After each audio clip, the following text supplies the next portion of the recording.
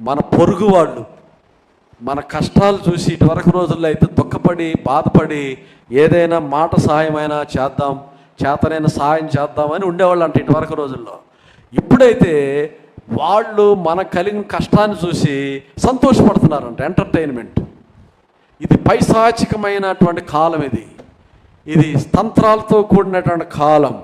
నీ కలిగినటువంటి బాధ, నీ కలిగినటువంటి శోధన, నీ కలిగినటువంటి సమస్యను చూసి నీ చుట్టుపక్కల ఉన్నవాళ్ళు సంతోషపడేవాళ్ళు తప్ప బాధపడేవాళ్ళు లేరు ఈరోజు.